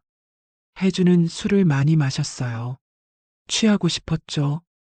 현실을 잊고 싶었습니다. 주무관님, 택시 타고 가세요. 제가 불러드릴게요. 후배가 택시를 잡아줬습니다. 해주는 비틀거리며 택시에 올라탔어요. 어디로 모실까요? 기사가 물었습니다. 해주는 주소를 말하려다가 멈췄어요. 집에 가고 싶지 않았습니다. 텅 빈 집, 아무도 없는 공간. 그냥 조금만 돌아주세요. 네. 아무데나 좀 돌아주세요. 집에 가기 싫어서요.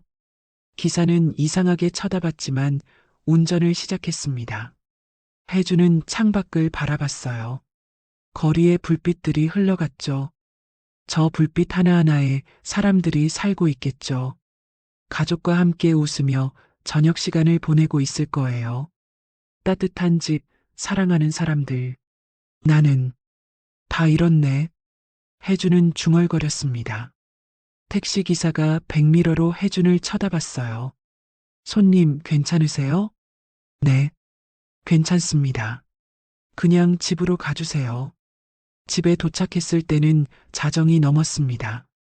혜주는 비틀거리며 집으로 들어갔어요. 불을 켜니 어김없이 텅 빈 거실이 보였죠. 정희야. 혜주는 소파에 주저앉아 울었습니다. 술에 취해서 참았던 감정들이 터져 나왔어요. 내가 잘못했어. 내가 바보였어. 돌아와줘. 하지만 아무 대답도 없었습니다. 텅 빈 집에서 혜준의 목소리만 메아리 쳤죠. 드디어 퇴직일이 왔습니다. 혜준은 마지막으로 구청에 출근했어요. 사무실 책상을 정리하고 개인 물품들을 상자에 담았습니다.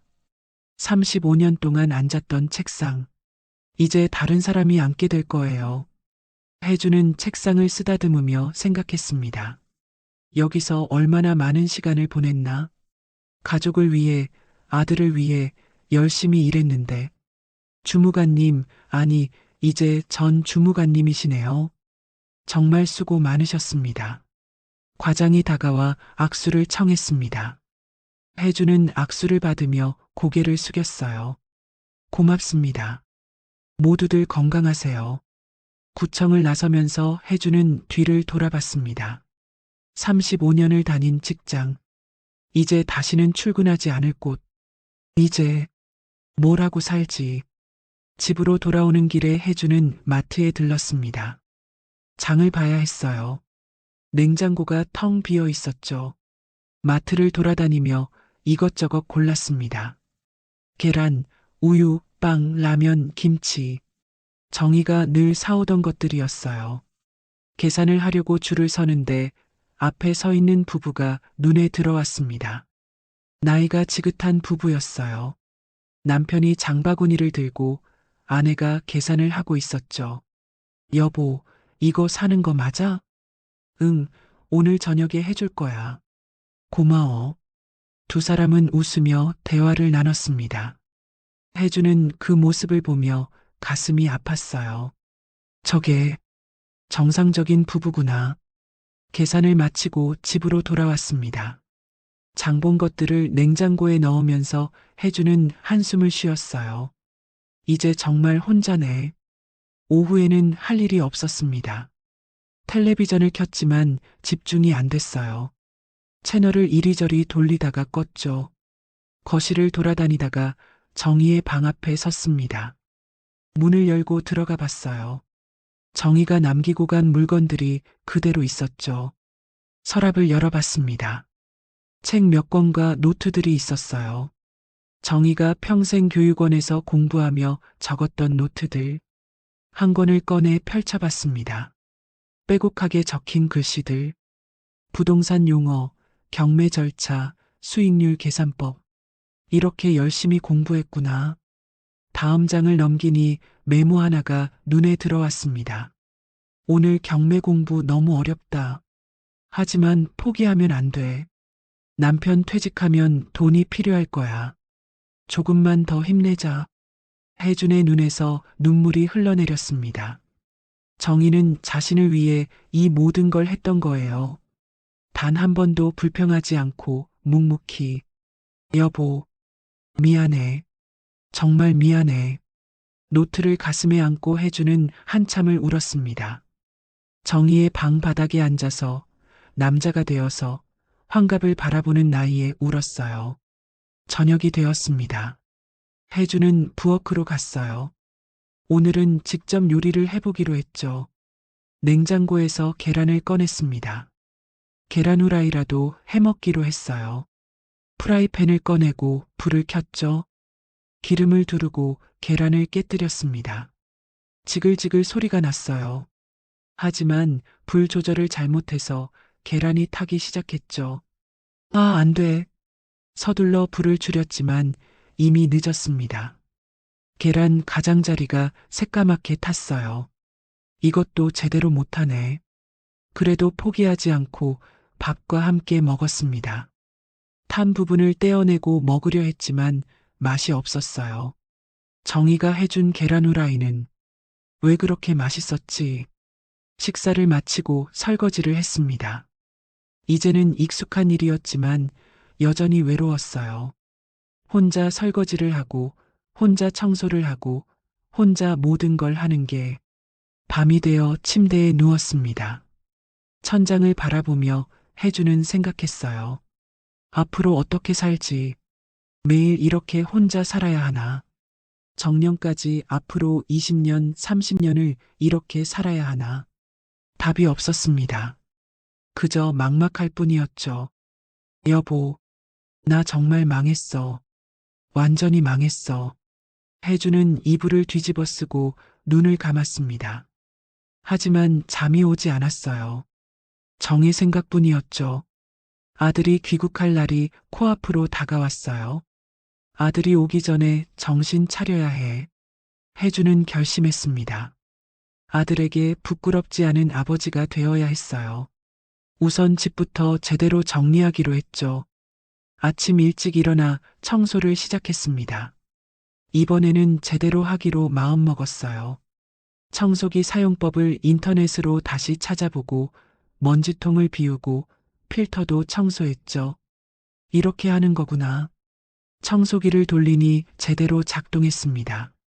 거실, 침실, 복도까지 구석구석 청소했어요.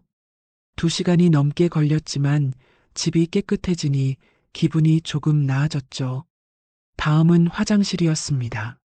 물때가 끼고 곰팡이가 생긴 화장실. 혜주는 마트에서 산 세제를 뿌리고 솔로 문질렀어요. 손이 아팠지만 계속했습니다. 정희는 이것도 매주 했겠지. 화장실 청소를 마치고 나니 허리가 끊어질 것 같았습니다. 하지만 깨끗해진 화장실을 보니 뿌듯했어요. 점심은 간단하게 라면으로 해결했습니다. 이제는 라면 끓이는 것도 조금 익숙해졌어요. 물이 넘치지 않게 조절하고 불세기도 적당히 맞추었죠. 맛은 여전히 없네. 하지만 예전보다는 나았습니다. 적어도 타지 않고 너무 짜지도 않았어요. 오후에는 옷장을 정리했습니다. 더러운 옷, 깨끗한 옷, 세탁소에 맡길 옷을 분류했어요. 그리고 빨래를 돌렸죠. 세탁기가 돌아가는 동안 혜주는 소파에 앉아 생각했습니다. 아들이 오면 뭐라고 말해야 할까? 이혼 사실을 어떻게 설명해야 할까? 아빠가 잘못했다고 솔직하게 말해야지. 그렇게 결심했습니다. 거짓말하지 않고 자신의 실수를 인정하기로요. 일주일이 지났습니다. 혜주는 매일 집안일을 하며 조금씩 익숙해져 갔어요. 청소, 빨래, 설거지, 요리. 여전히 서툴렀지만 포기하지 않았죠. 체중도 조금씩 회복되기 시작했습니다. 제대로 된 식사를 하려고 노력했어요. 마트에서 반찬도 사오고 간단한 요리도 시도했죠. 계란 후라이, 김치볶음밥, 된장찌개. 정희가 자주 해주던 음식들을 하나씩 따라 해봤습니다. 인터넷에서 레시피를 찾아보고 영상을 보며 따라했어요. 이게 이렇게 어려운 거였어? 된장찌개를 끓이다가 혜주는 중얼거렸습니다. 된장을 얼마나 넣어야 하는지, 물은 얼마나 부어야 하는지, 야채는 언제 넣어야 하는지, 모든 게 복잡했어요. 첫 번째 시도는 실패했습니다. 너무 짜서 먹을 수가 없었죠. 두 번째도 실패했어요. 이번엔 너무 싱거웠습니다. 한 번 더. 혜주는 포기하지 않았습니다. 세 번째 시도 끝에 겨우 먹을 만한 된장찌개를 만들었어요. 정희가 끓여주던 맛과는 거리가 멀었지만 그래도 먹을 수는 있었죠. 조금씩 나아지는 거겠지. 그렇게 2주일이 더 지났습니다. 드디어 아들이 한국에 오는 날이 되었어요. 혜주는 아침 일찍 일어나 집을 한 번 더 정리했습니다. 청소를 하고 빨래를 개고 냉장고도 정리했어요. 아들이 먹을 음식도 준비했죠. 공항으로 향하는 길 혜준의 가슴은 두근거렸습니다. 긴장되기도 하고 걱정되기도 했어요. 아들이 이혼 소식을 듣고 어떤 반응을 보일까? 공항 도착 게이트 앞에서 기다렸습니다. 사람들이 하나둘 나오기 시작했어요. 그리고 얼마 후 큰 캐리어를 끌고 나오는 아들이 보였죠. 아빠, 아들이 손을 흔들며 다가왔습니다. 1년 만에 보는 아들. 키가 더 큰 것 같았어요. 잘 왔다. 혜주는 아들을 안았습니다. 아들도 혜준을 꼭 껴안았어요. 아빠, 많이 말랐네요? 무슨 일 있었어요? 아니야, 괜찮아. 다이어트 했어. 다이어트? 아빠가? 엄마는 어디 계셔요? 같이 안 오셨어요? 혜준의 표정이 굳어졌습니다. 아들은 혜준의 표정을 보고 뭔가 이상함을 느낀 듯 했어요. 아빠, 무슨 일 있어요? 차에서 이야기하자. 차를 타고 집으로 향하는 길, 혜준은 입을 열었습니다. 미안한데, 엄마 아빠가 이혼했어. 차 안이 조용해졌습니다. 아들은 믿을 수 없다는 표정으로 혜준을 쳐다봤어요. 뭐라고요? 이혼이라고요? 응, 3달 전에. 왜요? 무슨 일이 있었는데요? 혜준은 한숨을 쉬었습니다. 아빠가 잘못했어. 엄마가 뭘 하는지도 제대로 알아보지 않고 놀고 있다고만 생각했지. 그래서 싸우다가 결국 이혼하게 됐어. 아빠가 엄마한테 뭐라고 한 거야? 아들의 목소리가 높아졌습니다. 혜주는 고개를 숙였어요. 엄마가 매일 밖에 나가니까 집안일도 소홀히 하고 그래서 화가 났어. 근데 알고 보니 엄마는 우리 노후를 위해서 일하고 있었던 거야. 건물도 관리하고 경매 공부도 하고 그걸 이제 알았다고요? 아빠, 진짜야? 아들의 목소리에는 실망이 묻어났습니다. 미안하다. 정말 미안해. 아빠는 평생 엄마가 뭘 하는지 관심도 없었잖아요. 엄마가 얼마나 힘들었을지 생각해 봤어요? 생각 못했어. 이제야 알았어. 늦었어요, 아빠. 너무 늦었다고요. 아들은 화가 난 듯 창밖을 쳐다봤습니다. 혜주는 할 말이 없었어요. 집에 도착했을 때 아들은 짐을 들고 자기 방으로 들어가 문을 닫았습니다. 혜주는 거실에 혼자 남겨졌어요. 망했네. 저녁 시간이 되었습니다. 혜주는 아들 방 문을 두드렸어요. 저녁 먹자. 아빠가 준비했어. 배 안 고파요. 그래도 먹어야지. 비행기 타고 왔잖아. 잠시 침묵이 흐르다가 문이 열렸습니다.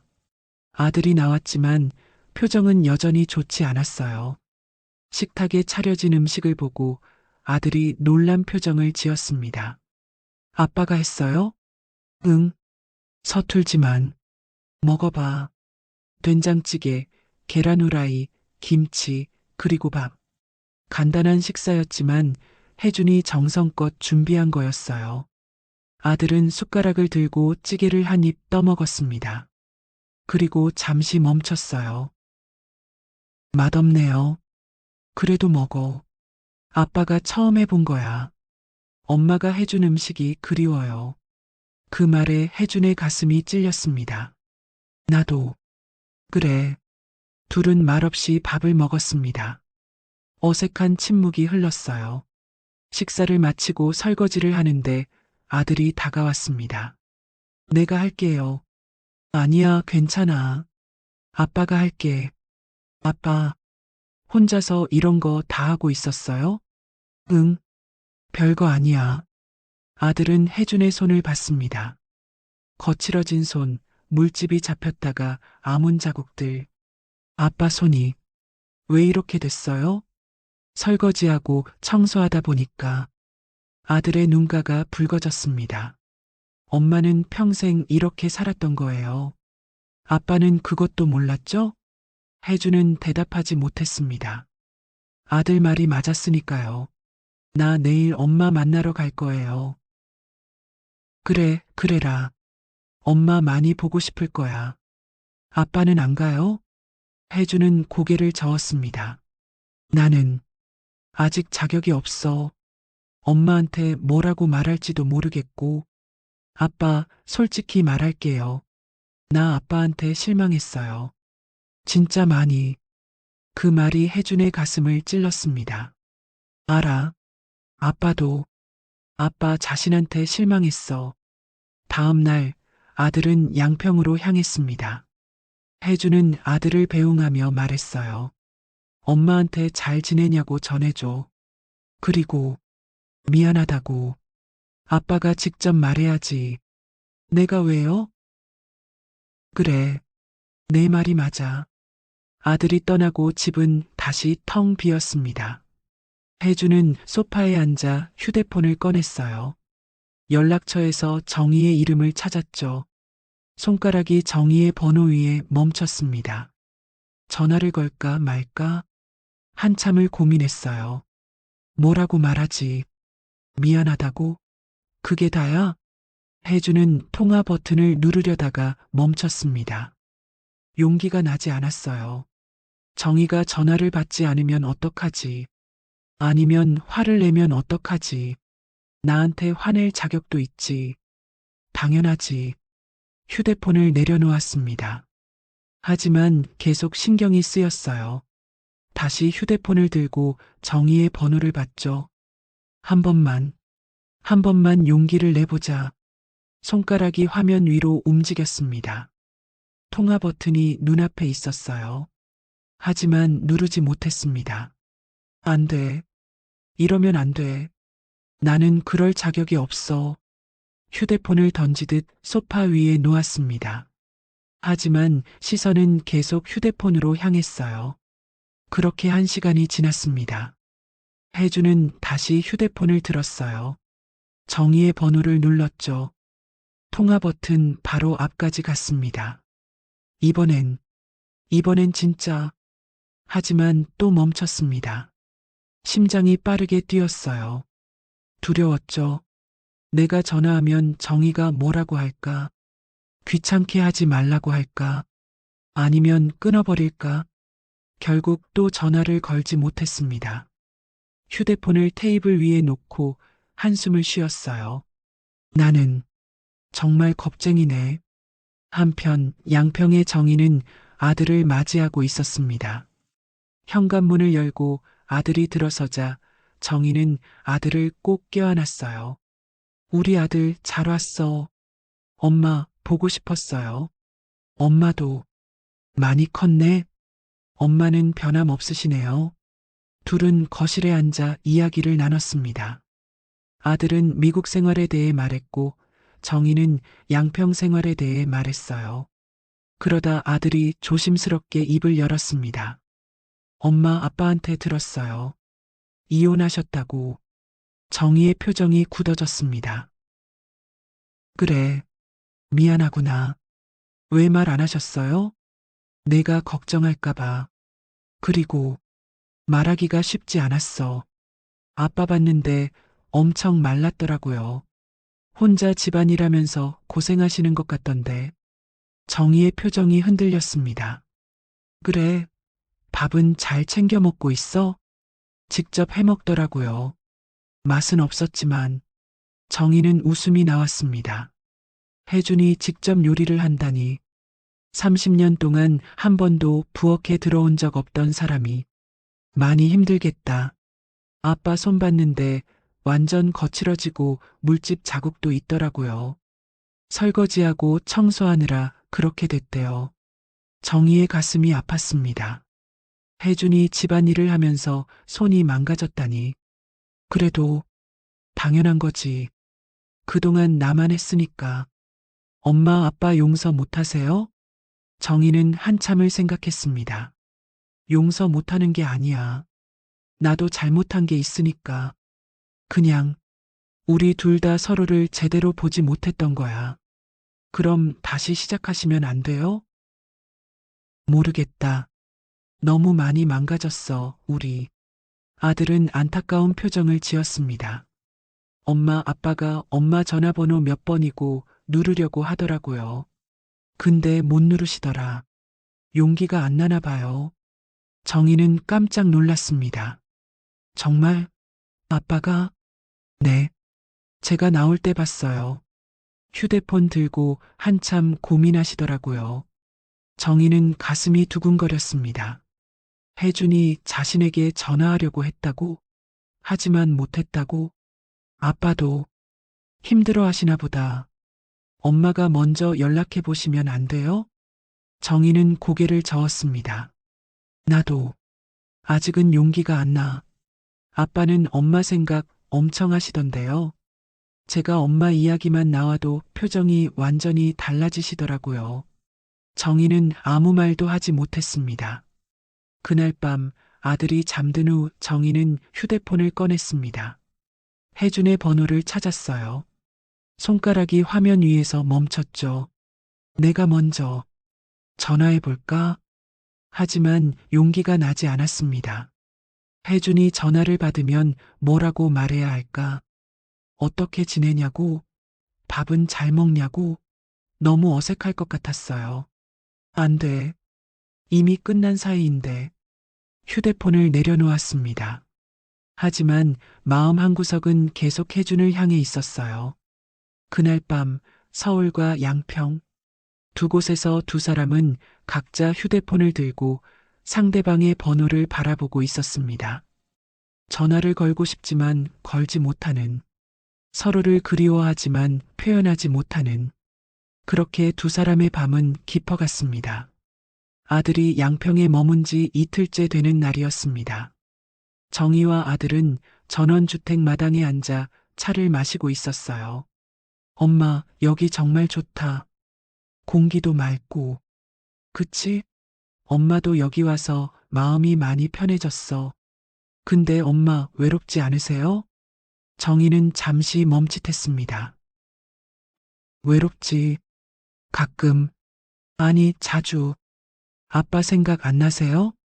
정희는 차를 한 모금 마시고 천천히 대답했습니다. 생각나지. 매일. 밥 먹을 때도 잠들 때도.